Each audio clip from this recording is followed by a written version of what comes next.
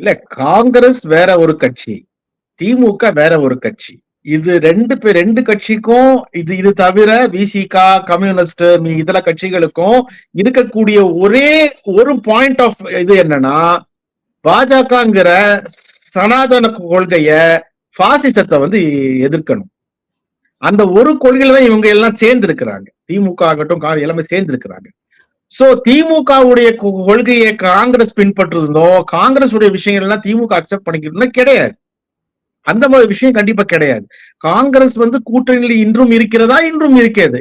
நாளைக்கும் இருக்குமா? நாளைக்கும் இருக்கும். 2026 காங்கிரஸ் திமுக கூட்டணி சேர்ந்து களம் காணுமா? களம் காணும்.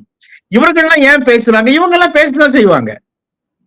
ஏன்னா இப்போ அன்னைக்கு வந்து மீட்டிங்ல போயிட்டு வந்து இன்கேஸ் சி வேணுகோபால் அவர்களோ செல்வ பெருந்தகை அவர்களோ எங்களோட கூட்டணியை பத்தி சில விஷயங்களை பத்தி ராகுல் காந்தி அவர்கள் வந்து முடிவெடுப்பார்.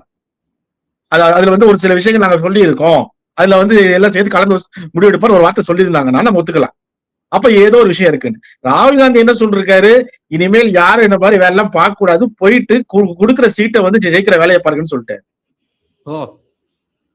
அந்த மாதிரி இதுலதான் அங்கிருந்து வெளியே வந்திருக்காங்க. இதுல இவங்க வந்து இவங்க பண்ற கன்ஃபியூஷன் இப்ப போடக்கூடிய ட்வீட்டுகளுக்கு எல்லாம் மிகப்பெரிய முக்கியத்துவம் தர வேண்டிய அவசியம் இல்லை. ஏன்னா கட்சியுடைய தலைமை பொறுப்பில் இருக்கிறவங்க தான் இதை முடிவு பண்ண போறாங்க. நான் ஒரு ஸ்போக்ஸ் பர்சனா இருந்து திமுகவுடைய இதை நான் சொல்ல முடியாது. அதே மாதிரி மாணிக்கம் தாக்கூர் அவர்கள் எம்பியா இருந்து கொண்டோ அவர் அஸ்வினி சக்கரவர்த்தி வந்து ஒரு பொறுப்புல இருந்து கூட இதை பத்தி பேச முடியாது.